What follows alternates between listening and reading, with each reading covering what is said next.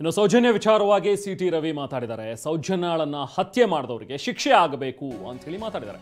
ಬೆಂಗಳೂರಿನಲ್ಲಿ ಮಾತಾಡಿದಂಥ BJP MLC city Ravi ಈ ಹೇಳಿಕೆಯನ್ನ ಕೊಟ್ಟಿದ್ದಾರೆ. ಯಾರು ಕೊಲೆಗಾರರು ಅನ್ನೋದು ತನಿಖೆ ಆಗಲಿ, ನಮ್ಮಲ್ಲಿ ದ್ವಂದ್ವ ನೀತಿ ಏನಿಲ್ಲ, ಸ್ಪಷ್ಟವಾಗಿ ಇದೀವಿ ನಾವೆಲ್ಲರೂ ಕೂಡ, ಜನಾಭಿಪ್ರಾಯ ರೂಪಿಸೋ ಕೆಲಸ ಮಾಡ್ತಾ ಇದ್ದೀವಿ ಅಂತ ಹೇಳಿ ಬೆಂಗಳೂರಿನಲ್ಲಿ ಬಿಜೆಪಿ ಎಂಎಲ್ಸಿ ಸಿಟಿ ರವಿ ಹೇಳಿದರು. ಅಲ್ಲ, ನೀವು ನೋಡಿ, ನಾವೇನಂದ್ರೆ ಭೇಟಿ ಕೊಡೋದು ನಾವು ಅವರ ಭಾವನೆಗಳನ್ನು ನೋಡಿ. ಸೌಜನ್ಯ ಹತ್ಯೆಯನ್ನು ಯಾರು ಸಮರ್ಥಿಸಿದೀವ? ಆ ಕೊಲೆಗಾರರಿಗೆ ಶಿಕ್ಷೆ ಆಗಬೇಕೋ ಬೇಡವಾ? ಯಾರು ಕೊಲೆಗಾರರು ಅನ್ನೋದು ಯಾವ ರೀತಿ ಬೇಕಾದ್ರೂ ತನಿಖೆ ಆಗಲಿ ಅಂತ ಅವತ್ತೇ ಹೇಳಿದ್ದೀವಿ ನಾವು. ಹಾಗಾಗಿ ನಾವು ಹೇಳೋದೇನು ಅಂತಂದರೆ, ಆ ಕಾರಣಕ್ಕೆ ಅವ್ರು ಹೇಳಿದ ಎಲ್ಲದಕ್ಕೂ ನಮ್ಮ ಸಹಮತ ಇದೆ ಅಂತ ನಾವೇನು ಹೇಳಿದ್ದೀವ? ಹಾಗೇನಿಲ್ಲ ಸರ್. ಈಗ ಬಿಜೆಪಿಯ ಏನು ಯಾವ ದ್ವಂದ್ವ ನೀತಿನೂ ಇಲ್ಲ. ನಮಗೆ ಭಾಳ ಸ್ಪಷ್ಟತೆ ಇದೆ. ಜನಾಭಿಪ್ರಾಯ ರೂಪಿಸ್ತೀವಿ. ಜನಾಭಿಪ್ರಾಯ ರೂಪಿಸೋ ಕೆಲಸನೇ ಮಾಡ್ತಾ ಇದ್ದೀವಿ ನಾವು. ಇನ್ನು ಇದೇ ಪ್ರಕರಣಕ್ಕೆ ಸಂಬಂಧಪಟ್ಟಂತೆ ಛಲವಾದಿ ನಾರಾಯಣಸ್ವಾಮಿ ಮಾತನಾಡಿದ್ದಾರೆ. ಸೌಜನ್ಯಗೆ ನ್ಯಾಯ ಕೊಡಿಸೋ ಕೆಲಸ ಮಾಡ್ತಿದ್ದೀರಾ ಅಂತ ಬೆಂಗಳೂರಿನಲ್ಲಿ ಸರ್ಕಾರದ ವಿರುದ್ಧ ಛಲವಾದಿ ಆಕ್ರೋಶ ಹೊರಹಾಕಿದ್ದಾರೆ. ಎಡಪಂಥೀಯರ ಜೊತೆಗೂಡಿ ಕಳಂಕ ತರೋದಕ್ಕೆ ಯತ್ನ ಆಗಿದೆ. ಆ ರಾಜಕೀಯ ಷಡ್ಯಂತ್ರದ ವಿರುದ್ಧ ನಮ್ಮ ಬಿಜೆಪಿಯ ಹೋರಾಟ. ಮುಖವಾಡ ಬುರುಡೆ ತಂಡದವರ ಜೊತೆ ಸೇರಿ ಕೆಲಸ ಆಗಿದೆ, ಅದನ್ನ ಎಕ್ಸ್ಪೋಸ್ ಮಾಡೋ ಕೆಲಸವನ್ನು ನಾವು ಮಾಡ್ತಿದೀವಿ ಅಂತ ಸರ್ಕಾರದ ವಿರುದ್ಧ ಕಿಡಿಕಾರಿದ್ದಾರೆ. ಈ ಎಡಪಂಕ್ತಿಯರ ಜೊತೆಗೂಡಿ ನೀವು ಕಳಂಕ ಹಚ್ಚತಕ್ಕಂಥ, ಧರ್ಮಸ್ಥಳಕ್ಕೆ ಕಳಂಕ ಹಚ್ಚತಕ್ಕಂಥ ಕೆಲಸವನ್ನು ಮಾಡ್ಲಿಕ್ಕೆ ಹೊರಟಾಗ ಅದು ರಾಜಕೀಯ ಇದ್ದಿದ್ದು. ಆ ರಾಜಕೀಯ ಮಾಡ್ತಕ್ಕಂಥದ್ರ ಷಡ್ಯಂತ್ರದ ವಿರುದ್ಧವಾಗಿ ಭಾರತೀಯ ಜನತಾ ಪಕ್ಷ ಭಕ್ತರ ಜೊತೆಗಳಲ್ಲಿ ಸೇರಿ ಆವತ್ತಿನ ದಿವಸ ನಾವು ನಿನ್ನೆ ಅಲ್ಲಿ ಸೇರಿದ್ದೇವೆ. ಈಗ ನೀವು ಸೌಜನ್ಯಗೆ ನ್ಯಾಯ ಕೊಡಬೇಕು, ಆದರೆ ಆ ಕೆಲಸವನ್ನು ನೀವು ಮಾಡ್ತಾ ಇದ್ದೀರಾ?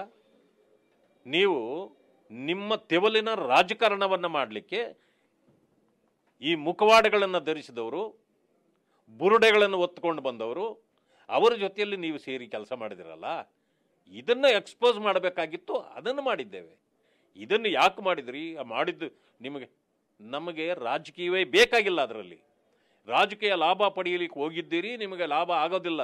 ನಮಗೆ ಲಾಭ ಬೇಕಾಗಿಲ್ಲ, ನಮಗೆ ರಾಜಕೀಯ ಲಾಭಕ್ಕಾಗಿ ನಾವು ಮಾಡುವಿಲ್ಲ. ಇದನ್ನು ಮುಖ್ಯಮಂತ್ರಿಗಳು ಅರ್ಥ ಮಾಡ್ಕೊಳ್ಬೇಕು ಅಂತೇಳಿ ನಾನು ಅವರಿಗೆ ಹೇಳಲಿಕ್ಕೆ ಬಯಸ್ತೇನೆ.